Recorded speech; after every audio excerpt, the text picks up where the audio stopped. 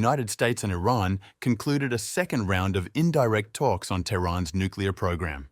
According to the Iranian Foreign Ministry, the session, held in Rome and mediated by Oman, lasted approximately 4 hours and was described as constructive. This marks the highest-level engagement between the two adversaries since the collapse of the 2015 nuclear accord.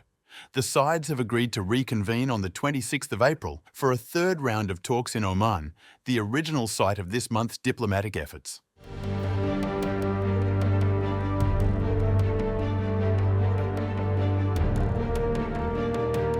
Iranian Foreign Ministry spokesman Esmail Bakai confirmed that the discussions were conducted indirectly, with negotiators placed in separate rooms inside the Omani ambassador's residence in Rome.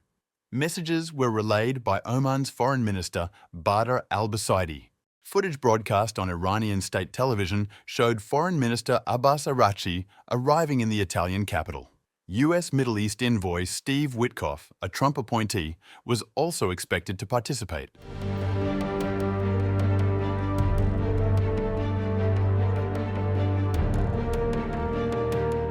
Following the talks, Araghchi described the session as a good meeting and noted some progress on principles and goals. He told Iranian state media that the focus remained solely on the nuclear issue. Iran maintains its nuclear activities are intended solely for peaceful civilian use. Western governments, including the United States, have long accused Tehran of seeking nuclear weapons capability, an allegation it has consistently denied.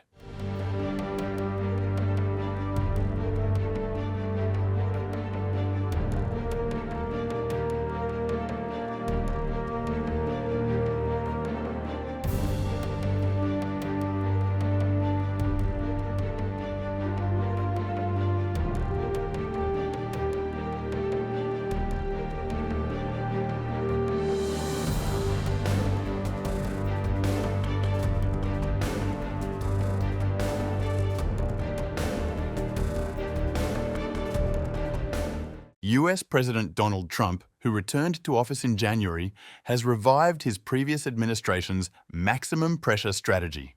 This includes sweeping sanctions on Tehran and a renewed push to curtail its nuclear ambitions through diplomacy backed by the threat of force. In March, Trump sent a letter to Iran's supreme leader, Ayatollah Ali Khamenei, urging renewed talks while simultaneously warning of military consequences if diplomacy failed. On Thursday, Trump stated, "I'm not in a rush to use the military option. I think Iran wants to talk." It's very tough on Iran. It's what we had before. We would have never had the problem. You would have never had October 7th. We would have never had the problem had the election gone a different way, which it should have. But this one, I think, more than made up for it. I think we're doing things, and it shows that more than made up for it, much more historic. The Iran situation, hopefully, I'm going to sign it, but hopefully we're not going to have to use it very much. We will see whether or not we can arrange or work out a deal with Iran, and everybody can live together, and maybe that's possible, and maybe it's not possible. So I'm signing this, and I'm unhappy to do it, but I really have not so much choice because we have to be strong and firm, and I hope that it's not going to have to be used in any great measure at all. It'd be great if we could have a Middle East and maybe a world at total peace.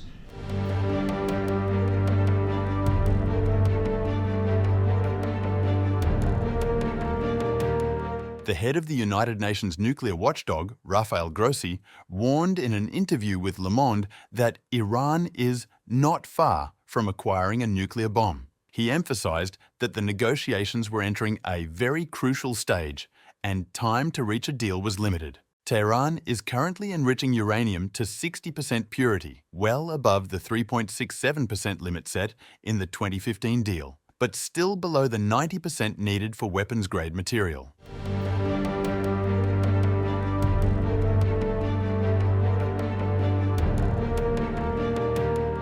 US Secretary of State Marco Rubio called on European countries to consider triggering the snapback mechanism of the 2015 nuclear deal. The provision would reinstate United Nations sanctions on Iran for breaching the agreement. The option remains available until October. Iran has previously warned it could withdraw from the Nuclear Non-Proliferation Treaty altogether if the mechanism is activated.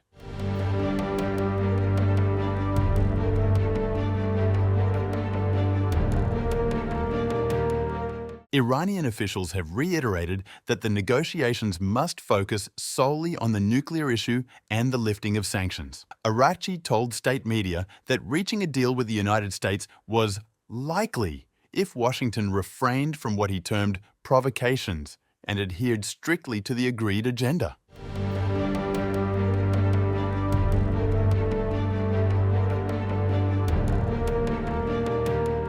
Diplomatic sources indicate that the next round of talks in Oman will involve technical teams first, followed by senior negotiators. Meanwhile, Oman's Sultan Haitham bin Tariq is expected in Moscow for discussions with Russian President Vladimir Putin on regional developments, including Iran's nuclear program. The outcome of the US-Iran dialogue in the coming weeks may determine whether diplomacy prevails, or if the region sees a further escalation.